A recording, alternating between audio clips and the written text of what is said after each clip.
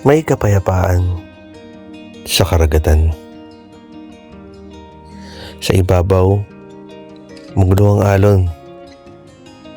May ingay, may takot, may laban. Parang ang buhay, laging may hinihingi, laging may sinusubok. Pero sa kailaliman ng karagatan, may katahimikan. Hindi dahil wala ang bagyo, kundi dahil hindi na ito umaabot doon.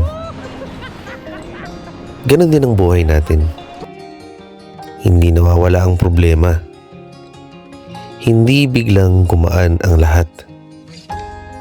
Pero natutunan kong lumalim. Lumalim sa pananampalataya. Lumalim sa pagtitiwala sa Diyos. At doon ko naranasan ang kapayapaan. Kapayapaang hindi kayang galawin ng unos.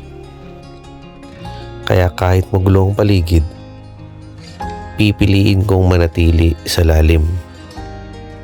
Dahil alam ko, may kapayapaan sa karagatan.